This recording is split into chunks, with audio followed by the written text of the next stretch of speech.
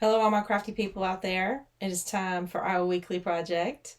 If you haven't been here before, my name is Stephanie, and I upcycle clothing generally from my local thrift store. It's either clothing or items that I upcycle. This week, we're going with an item. And this isn't from my local thrift store. I got this at an estate sale, so it's a little special. I found this beautiful tablecloth. Now, I think it's supposed to be this ecru color. I don't think it's supposed to be uber white because I've washed it and done what I can, but I don't think it was supposed to be uber white. I think it was supposed to be this color.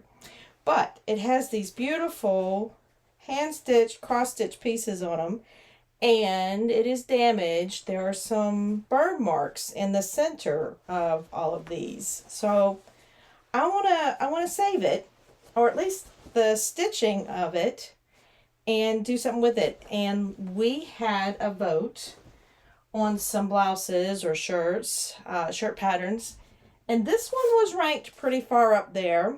It is 8557. It's the one that has the little ties in the front and the little peplum look to it with the puffy sleeves. So we're gonna give this a try with this old tablecloth and its cross stitching and see what we can get. So if you like this kind of content, want to give it a try, follow us along, and don't forget to like, subscribe, and always share. I'll see y'all at the table.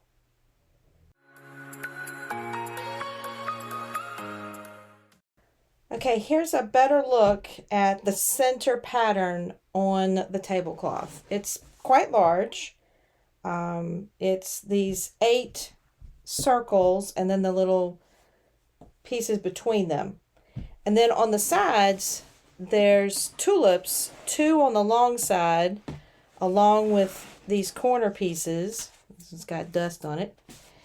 And each corner has one of these. And then on the short side, it just has the one tulip in the middle. So it's really cute. And I hate for it to go bad just because it's got burn marks in it, like this one right up here. But what we're going to be doing is good old fussy cutting. So we're going to fussy cut ourselves crazy. And I think you see it on other videos when people are doing it. Trying to get the best parts of the fabric. And that's all fussy cutting is. So I thought what we'd try to do is get a couple of these on the sleeves. Then this is the front. And oddly enough, this pattern, there's 9 pieces that go to this top. And the first piece, the front, it had one for every size. It's weird, but it was great. You know, I didn't have to trace it. But I thought what we might be able to do with this is when we cut the sleeve out, I thought we might be able to use maybe that on the front. I think I can get this tight enough where we maybe have room to put this down and use this on the front. Now we'll still have to cut that hem off because we're going to put the peplum ruffle at the bottom, but we may be able to get a tulip on each side of the front. And then for the back, since it's folded, I thought we'd do it at one of the shorter ends and have the tulip in the middle of it. And then the ruffle, I think we're going to use this in the corner front of the ruffle. So in the front of the shirt, this will be ruffled, part of the ruffle. So we're going to maximize all of the cross stitch pieces on here. Okay, I want to tell y'all that I'm doing something a little different. I decided I wanted to be able to line these up so I could cut 2 at a time. I have a light board that I bought to do diamond painting, which of course I have never done because, hobbies and habits are all the same for me.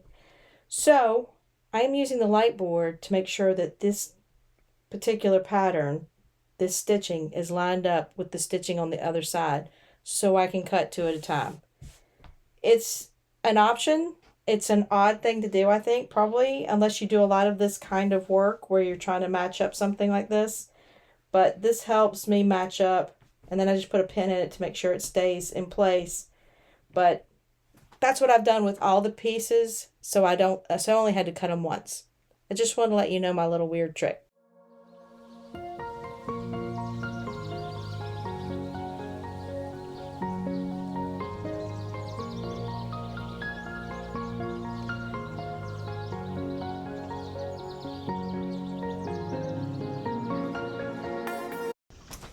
Okay, I've got some prelim work done. I fused my interfacing onto the back of the liner for the front and the collar, and this is the back of the collar. This is very nice interfacing, and it really doesn't make things stiff. So I'm going to put a link to it in the description. It's a Peplum product, but I haven't used it before, and I like it. So I'll let y'all know what that is. I'm sorry if y'all hear some thunder. It's pouring rain down here. So now we need to put the darts in the front of our shirt. And you need to have them facing up. In other words, the front facing you, not the back. And don't ask me how I'm so adamant about that. Done it before. And we want to fold this down, fold the top down so that this dart over here meets, and you get a nice line right here, right there where that dart meets and folds over. Then you're going to take your pattern and you're going to put it on that dart. Now if I was using a dark fabric, I would use my chalk method, but this is very light and it doesn't show up. So I am just going to pin right where I know the tip of that dart is. And I know I have to go from this little turn here, this corner, to that pin. So I'm going to press these once I get them both turned over, and then I'll go and sew them. Okay, it is time to put the front and the back together at the shoulder seams and the side seams. I did run both of these raw edges through the serger. It's not necessary. I just like to do that. I think it gives it a finished look. But this fabric seems to be doing well as far as fraying goes, so I'm excited about that. I did go ahead and mark the points on both the shoulders where the gathered sleeve will stop, and I marked the front where each of the 3 top ties will go. There'll be 4 in total, but 3 of them will be on the top of the bodice. So we're just going to line these up. Of course, they won't line up perfectly. That's why they're round. And facing each other. And again, we're going to go sew the shoulder seams. I'm going to use a 1/2 inch seam allowance consistently throughout. It recommends a 5/8. I don't know why. I've never really enjoyed that particular measurement, so I like a 1/2 inch. So again, sides, both the shoulders and the other side. Okay, time to do our sleeves. These are our 2 sleeves. This one's facing inside out. What I'm going to do, I've got the 2 marks at each side that denote this is the back of the sleeve because they're very symmetric. But they did have 2 notches for the back. There are 2 dots here where we're going to gather between, and then there's a dot here that we'll use to line up on our shoulder seam. So I'm going to go run 2 gathering stitches between these 2 dots, probably about a 1/4 inch and a little bit shorter than, or a little longer than that. And I'm going to make all of the stitches, of course, 3.5 millimeters to make sure that they'll pull real easy when we pull. And we pull the bobbin thread, which should be on the bottom. All right, I've started gathering the sleeves. So I've gathered 1. And again, this will be something that we do and adjust when we go to put it into the actual sleeve hole. The armhole. Sleeve hole! All right, I went ahead and I sewed the seam underneath the arm. So these are our sleeves gathered facing right sides in. We're going to change that. So now they're right sides out. And I'm trying to discipline myself to press open my seams. It's not something I've paid too much attention to in the past, but I'm trying. So now we have both of our sleeves. Again, the seam has been done and pressed open. Now we've got to put them in our shirts. Okay, I have the sleeves pinned into the shirt. I tried to video that several times, but kept getting interrupted. So, the main thing is to make sure that all of your little markers are matched. So the bottom seam goes with the bottom seam. That dot at the top of the sleeve goes with the seam on the shoulder. And the two dots that you use to gather between, I didn't find them lining up perfectly with the dots on the bodice, but as long as you've got it gathered to fit in the sleeve hole, you're pretty good. So I've put both of them in. We're going to take it over to the machine and baste it down. Then we're going to sew a 1/4 inch away from that basting and trim it. Okay, we have the bodice together. The sleeves are in, the front and back are attached. So what we need to do next is put our casing in our sleeves for our elastic.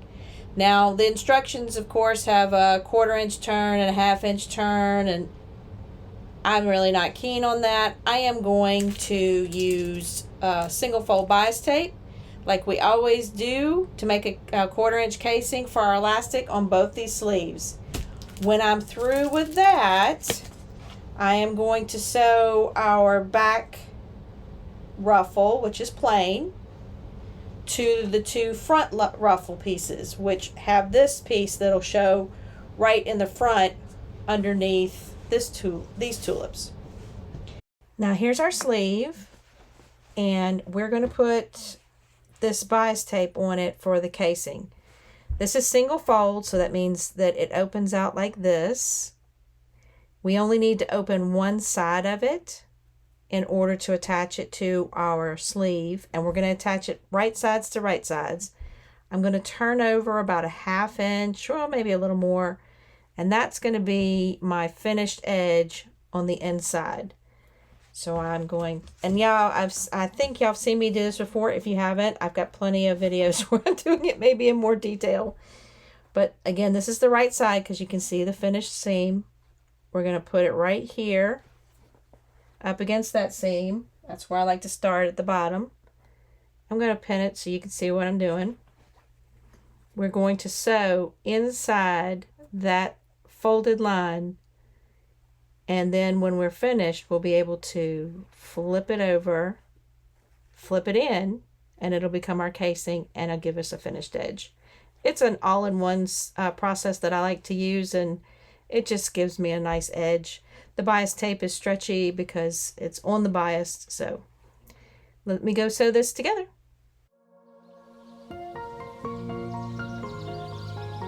Okay, I just wanted to show y'all, like we talked about over at the table, I have sewn the front panel and the back panel of the ruffle, so it's all one continual ruffle. And I also went ahead and serged the edges just for, you know, ease of hemming and seaming and all that. I also put the base, gathering stitch at the top. I only did one, and the reason I only did one is because I used this really thick thread that we had used on the leather, and it seems to be moving really well and also staying, so it's holding on to the gathers. So I'm going to gather the fabric, again using our bobbin thread, which I have made that big thick orange thread that we used on the leather. And once we're through gathering, then we'll go ahead and attach it to the bodice. Okay, we have all of our gathers in, and I've pinned the majority of it.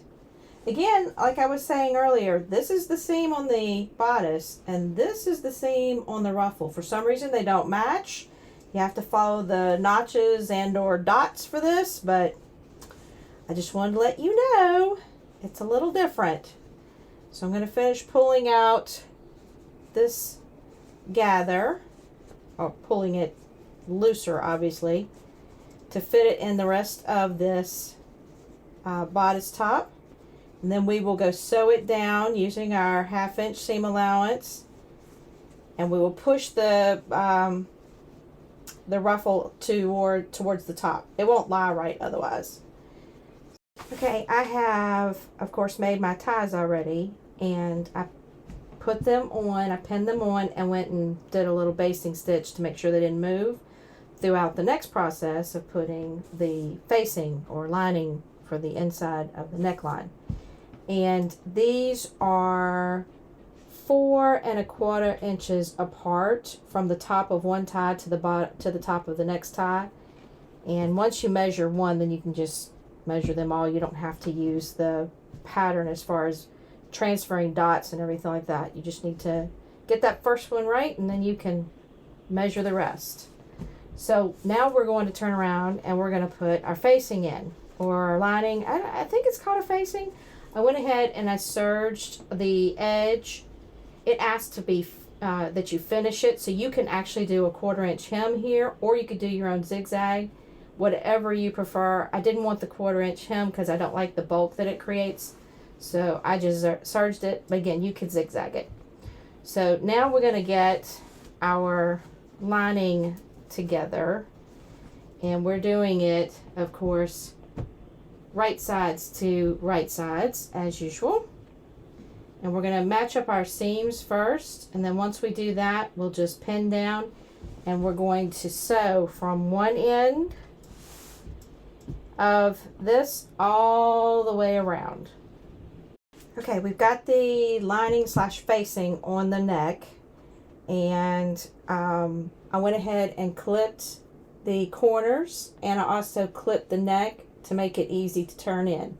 What we are going to do that's supposed to be very helpful and professional and something I usually skip, I'm admitting I'm learning, is we're going to do some understitching. And what that is from the face, from the front, you're going to turn the facing over like this, but you're going to leave this seam pushed towards the facing, and we're going to stitch up against the edge of that facing, not in the ditch, but up against the edge to catch it and make sure that it stays secured to this facing.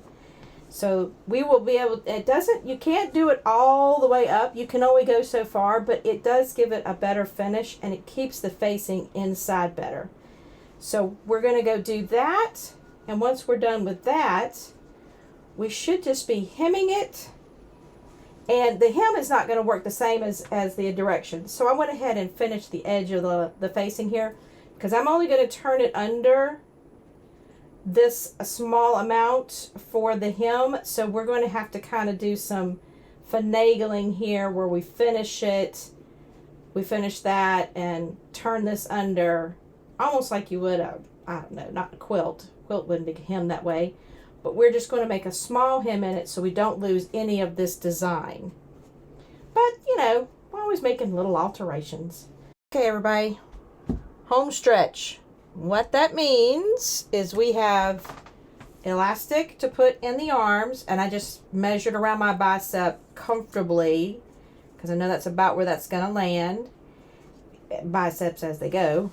And then the other thing is hemming. And again, this isn't going to meet the hem like it would have in the pattern. We could have made that piece longer, but it's not really necessary. I can put a couple of stitches in here, just like a hemming stitch, to secure it to the side. But we're just going to fold down that serge line that we used to finish, or whatever if you didn't finish it, that's fine too. You still need to fold it in, the raw edge, and fold up that line.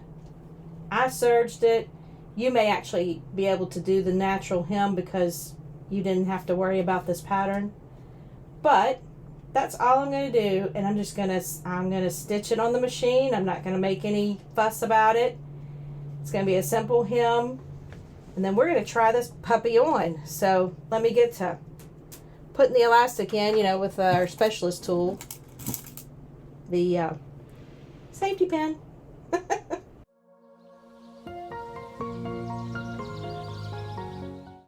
All right, everybody. Not bad.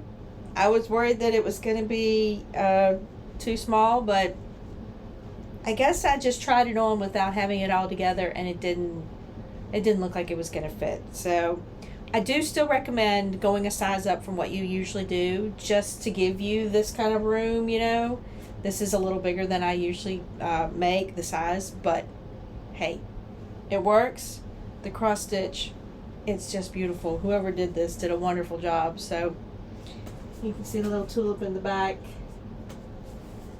I hope y'all had a good time. This is a great way to save a piece like this one had a burn hole in it and make something new.